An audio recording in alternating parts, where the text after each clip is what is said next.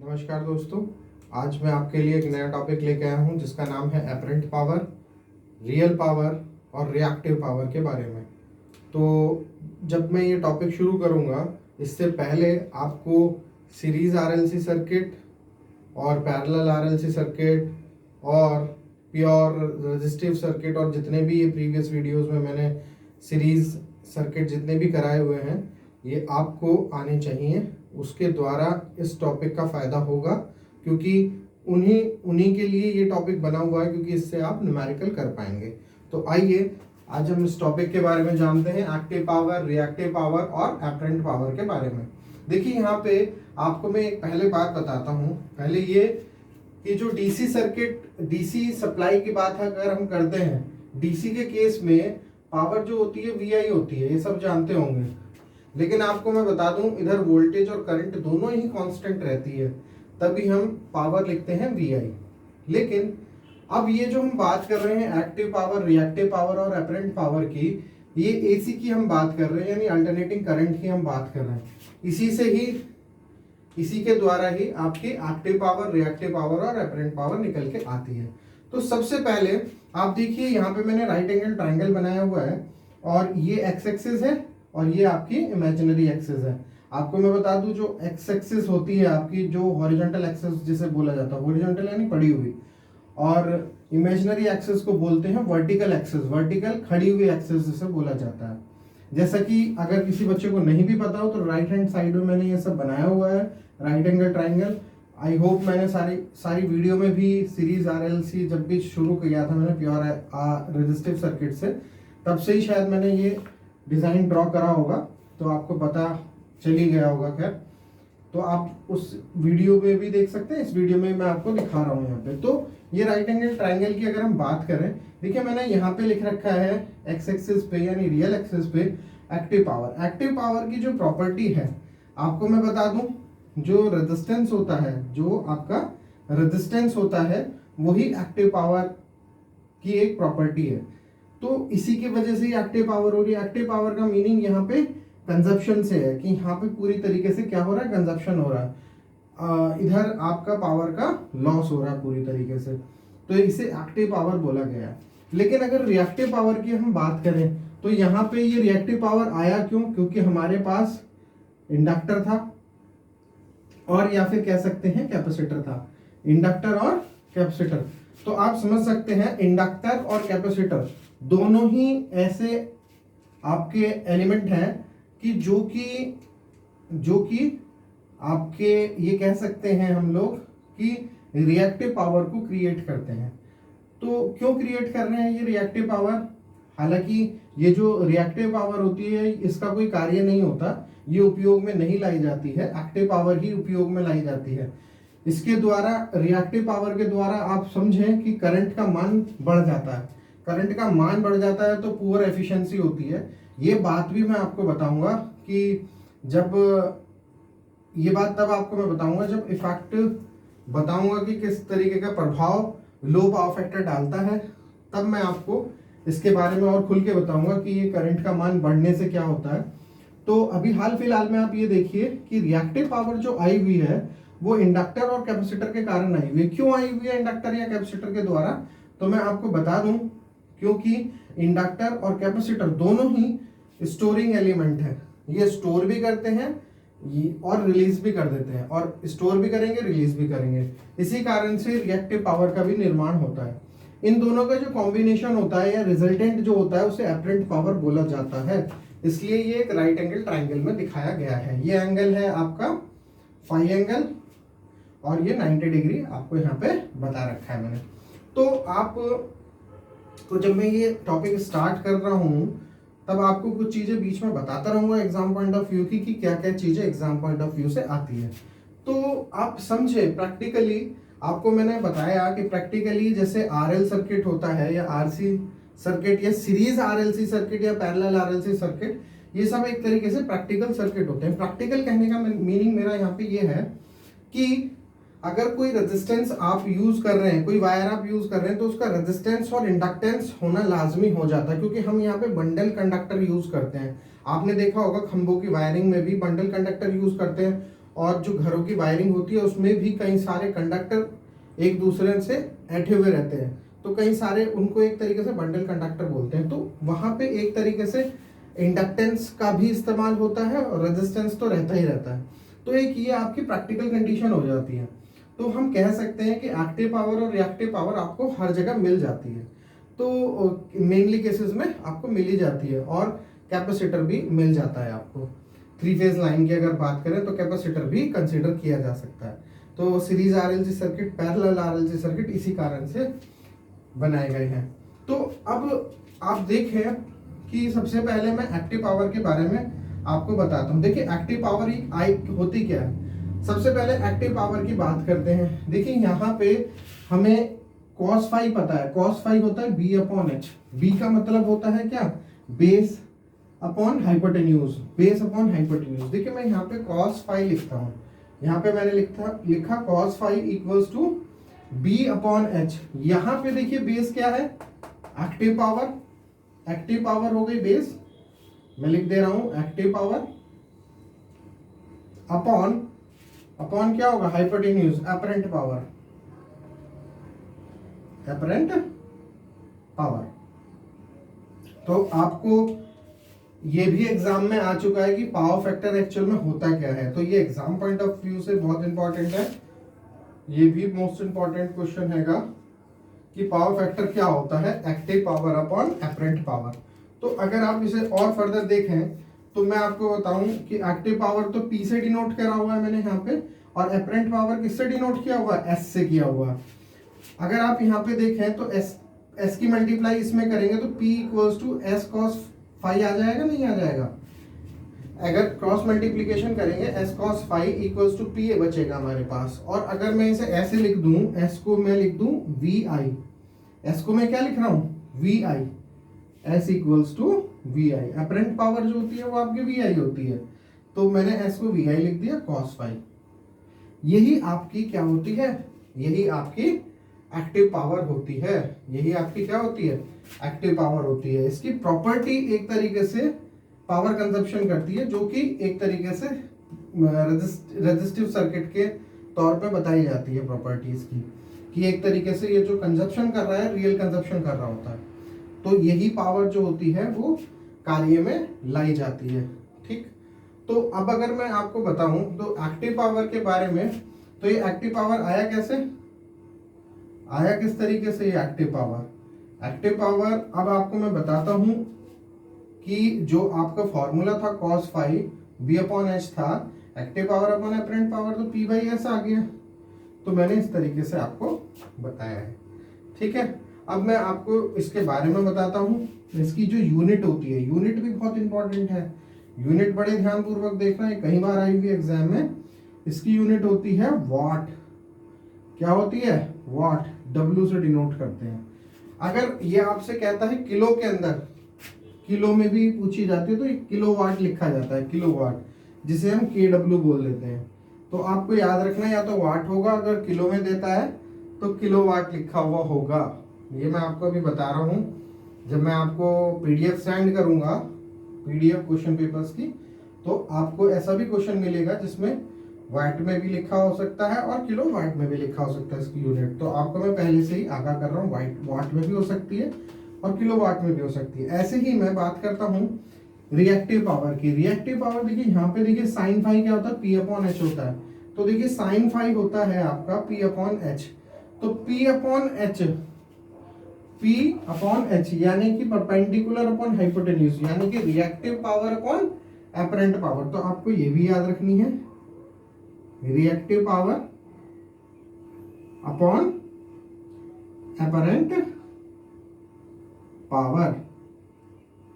समझ में आई, reactive power upon apparent power.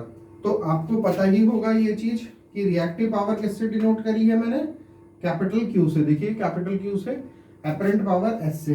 तो मैं इसे अगर क्रॉस मल्टीप्लीकेशन करूं तो रिएक्टिव पावर पूरी तरीके से निकल के आती है, Q इक्वल्स टू कितना होगा, S साइन फाई।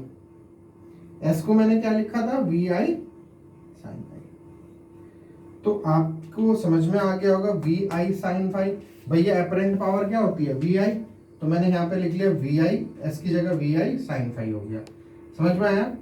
अब इसकी यूनिट के बारे में बात करते हैं। देखिए इसको लिखा जाता है वैर, VAR, वैर। VAR का मतलब होता क्या है मैं आपको बता देता हूं।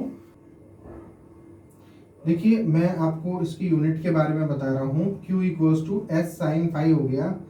रिएक्टिव पावर जो आपकी बन के आई है ये आपकी रिएक्टिव पावर है, ये आपकी एक्टिव पावर है। P stand for active power.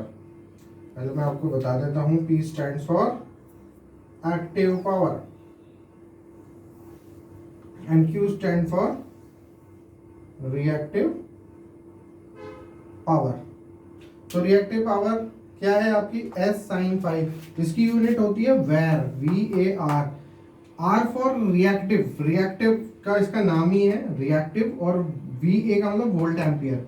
अगर किलो में होती है, किलो में होती है तो K आ जाएगा बस आगे, KVAR। तो इस बात को याद रखना है, किलो वैर आ सकता है और किलो वाट आ सकता है। तो आप समझ सकते हैं इसकी यूनिट को बड़े आराम से, बड़े आसानी से। और आपकी तीसरी पावर जो मैंने आपकी बताई, ये SI जो लिखी हुई है वो होती है आपकी एपरेंट पावर। एपरेंट पावर होती है S इक्वल्स टू VI। इसकी यूनिट क्या होती है? इसकी यूनिट भी मैं आपको बता देता हूं। इसकी यूनिट होती है वोल्ट एम्पियर। क्या होती है? वोल्ट एम्पियर, या फिर इसे बोला जा सकता है किलो में, तो KVA, किलो वोल्ट एम्पियर। तो अब आपको सबसे पहले तो ये तीनों पावर समझ में आई होगी। मैंने अपरेंट पावर के बारे में बता दिया, एक्टिव पावर के बारे में और रिएक्टिव पावर के बारे में। तो अब मैं आपको बताता हूं थोड़ा सा इसकी डेफिनेशन के बारे में। देखिए यहाँ पे मैं आपको बेसिक डेफिनेशन के बारे में बताता हूँ एक्टिव पावर के। एक्टिव पावर यानी वास्तविक शक्ति को वॉटफुल शक्ति भी कहते हैं, वॉटफुल। और आप देखें तो रिएक्टिव पावर को वॉटलेस पावर भी बोला जाता है। ये आपको थोड़ा सा याद रखना पड़ेगा कि वॉटफुल जो है शक्ति वो आपकी वास्तविक शक्ति, यानी कि आपकी कौन सी शक्ति? Active power. और रिएक्टिव पावर जो है आपकी वो वॉटलेस शक्ति होती है। रिएक्टिव पावर आपकी वॉटलेस, इसकी क्योंकि ये उपयोग में नहीं होती, आप देख सकते हैं, और यही उपयोगी कार्य करती है। यानी कि ये तो एक्टिव पावर उपयोगी कार्य कर रही है, लेकिन रिएक्टिव पावर कोई उपयोगी कार्य नहीं करता। ये बात याद रखनी है। यह लोड द्वारा ली गई विद्युत धारा के मान को भी बढ़ा देती है। अब आप समझें, अगर ये लोड के मान को, यानी रिएक्टिव पावर लोड, ये आप देखें कि ये लोड द्वारा ली गई विद्युत धारा के मान को बढ़ा देती है। अगर लोड आपका इंडक्टिव या कैपेसिटिव होता है या दोनों ही होता है, तो ये क्या है? विद्युत धारा यानी करंट को क्या कर देगी? इंक्रीज कर देगी। इससे क्या होगा? ताम्र हानि ज़्यादा होगी, कॉपर लॉसेस ज़्यादा होंगे। अभी मैं आगे बताऊंगा इसके बारे में भी। कॉपर लॉसेस भी ज़्यादा हो जाएंगे और एफिशिएंसी आपकी क्या हो जाएगी? पुअर हो जाएगी।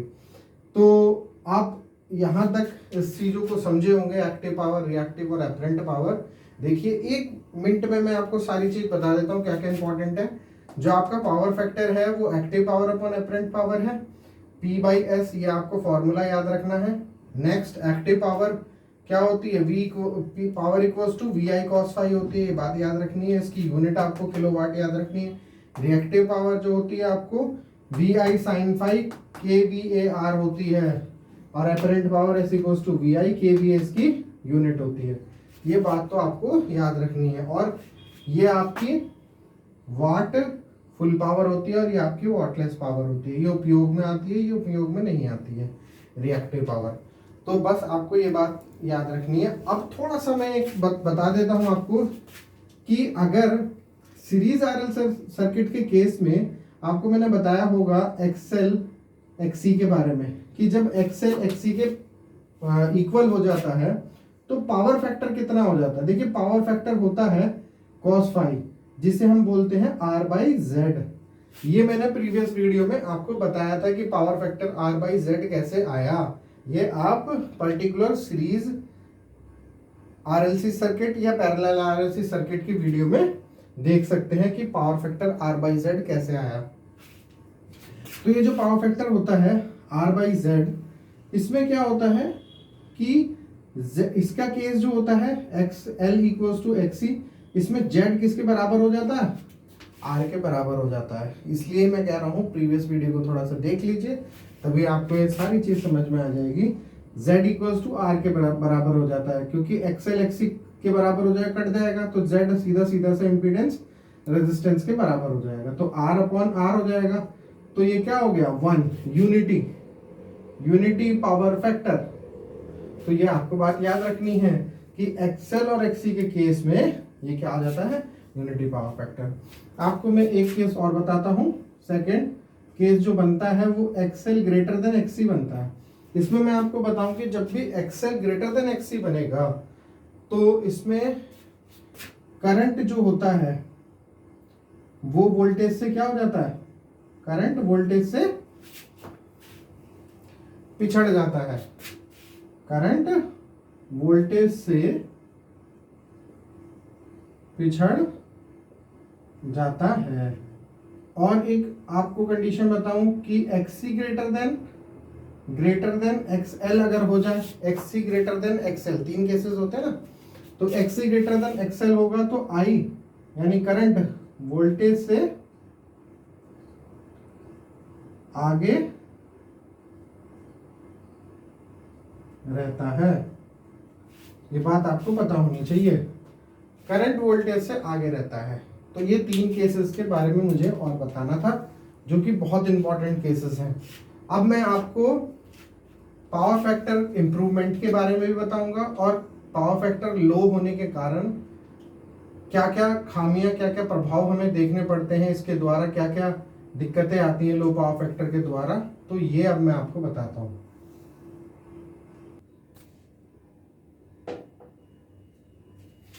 देखिए, अब effect of low power factor के बारे में मैं आपको बताता हूं। इससे पहले हमने एक्टिव, रिएक्टिव और एपरेंट पावर के बारे में पढ़ा था, तो अब मैं आपको effect of low power factor के बारे में बताता हूँ।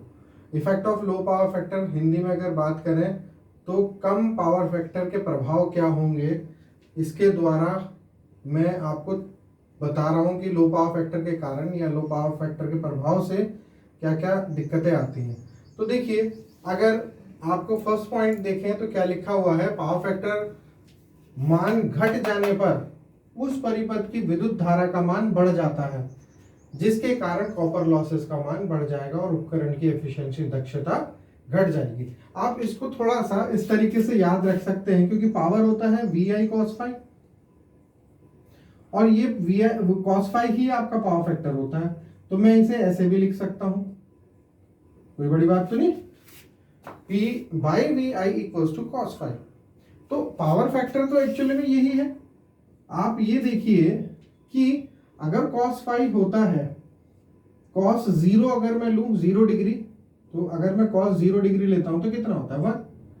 अगर cos 90 डिग्री लेता हूं, cos 90 डिग्री लिया तो क्या हो जाएगा 0। तो मैक्सिमम और मिनिमम के बीच की अगर मैं बात करूं तो आपको इससे थोड़ा सा आइडिया हो जाएगा कि लो पावर फैक्टर क्या होता है और पावर फैक्टर इंप्रूव कैसे किया जा सकता है, ठीक है ना। तो अगर देखिए यहाँ पे ये लो दिखा रहा है, cos 90 पे लो, अगर पावर फैक्टर लो हो जाएगा तो करंट का मान क्या हो जाएगा, बढ़ जाएगा। तो ये पॉइंट आपको समझ में आता होगा कि पावर फैक्टर का मान घट जाने पर उस परिपथ की विद्युत धारा का मान बढ़ जाता है। तो समझ में आ गया होगा, अगर लो पावर फैक्टर होता है तो करंट का मान क्या है, बढ़ जाएगा, और बढ़ने के कारण कॉपर लॉसेस यानी ताम्र हानि होना शुरू हो जाएगी, और दक्षता यानी उसकी एफिशिएंसी जो है उस इक्विपमेंट की, उस उपकरण की घट जाएगी। तो आप समझ सकते हैं इसका प्रभाव। नेक्स्ट अगर देखें तो अल्टरनेटर्स, ट्रांसफार्मर्स तथा लाइन का वोल्टा नियम बढ़ जाएगा। एक तरीके से वोल्टा नियम उसका थोड़ा बढ़ जाएगा, और बढ़ने के कारण क्या हो सकता है, विद्युत शक्ति की रियल पावर खपत अधिक होने लगेगी। जो रियल पावर है, रियल पावर ऑब्वियस है यही है आपकी, रियल पावर की जो खपत होगी वो ज़्यादा हो जाएगी, और खपत अगर ज़्यादा होगी तो जितने भी ये उद्योग हैं, जितनी भी आपकी फैक्ट्रीज हैं, उसका बिल ज़्यादा आएगा, और बिल ज़्यादा आएगा तो आप समझ सकते हैं कंजप्शन ज़्यादा होगी, तो मोर लॉसेस के रूप में हम इस प्रभाव को, लो पावर फैक्टर को देख रहे हैं। तो आप समझ गए होंगे इन 3 पॉइंट के जरिए कि लो पावर फैक्टर क्या इफेक्ट डाल रहा है। नेक्स्ट, अब हम पावर फैक्टर इंप्रूव करते हैं, तो आप या तो ऐसा देख लीजिए कि methods of increasing the value of power factor, कि पावर फैक्टर को कैसे इंक्रीज किया जाए, या फिर हम इसे पावर फैक्टर इंप्रूवमेंट भी बोलते हैं। क्या बोलते हैं? Power factor improvement, power factor improvement भी इसे बोल सकते हैं। तो अब पहला और दूसरा 2 पॉइंट है इसके, बड़े सिंपल से पॉइंट है और ये एग्जाम में बहुत बार आए हुए, मोस्ट इंपॉर्टेंट है ये वाला पॉइंट।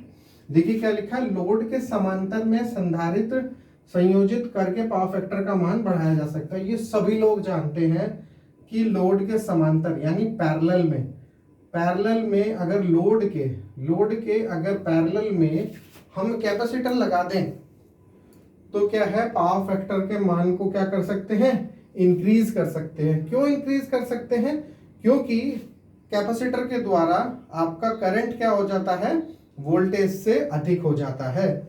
वोल्टेज से अधिक होगा, अच्छा वोल्टेज से अधिक हो सकता है।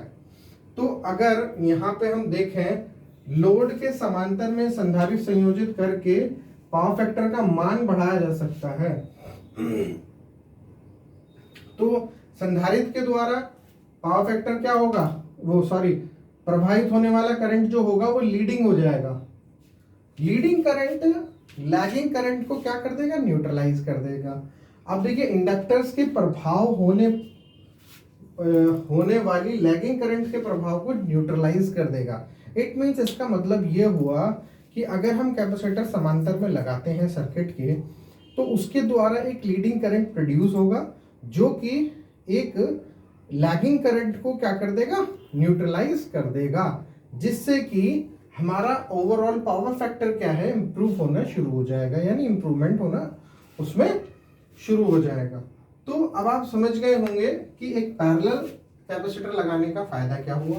और क्या करते हैं हम लोग, कभी कभार लाइन में जो ओवरहेड ट्रांसमिशन लाइंस होती हैं, जिसे शिरोपरि रेखा बोलते हैं, जो आपकी लाइन जहां से एनर्जी जनरेट करी जाती है, उधर ही हम क्या काम करते हैं कि समांतर में एक ओवर एक्साइटेड सिंक्रोनस मोटर का इस्तेमाल करके हम क्या कर देते हैं, जब हम लाइन के समांतर में ओवर एक्साइटेड सिंक्रोनस मोटर को संयोजित कर देते हैं, तो पावर फैक्टर बढ़ाई जा सकती है। पावर फैक्टर बढ़ने का मीनिंग ही क्या हुआ कि एक लीडिंग करंट आएगा जो कि लैगिंग करंट को क्या कर देगा, न्यूट्रलाइज कर देगा। और जब लैगिंग करंट को न्यूट्रलाइज कर दिया जाएगा तो क्या होगा, हमारा ओवरऑल पावर फैक्टर क्या हो सकता है, इंप्रूव हो सकता है। तो यहाँ पे आज जो मैंने पॉइंट डिस्कस करे हैं, इनमें methods of increasing the value of power factor और effects of low power factor, कुछ पॉइंट्स जो होते हैं ये आपको याद रखने चाहिए। एक क्वेश्चन फंस ही जाएगा इसमें से कि पावर फैक्टर इंप्रूवमेंट या इसके दुष्प्रभाव के कारण, लो पावर फैक्टर के कारण क्या क्या दिक्कतें आ सकती हैं। बहुत आसान से क्वेश्चन आपके पेपर में आ सकते हैं। तो आई होप आज आपको कुछ समझ में आया होगा, इसके द्वारा अब आप न्यूमेरिकल कर पाएंगे। तो आज के लिए इतना ही, नमस्कार।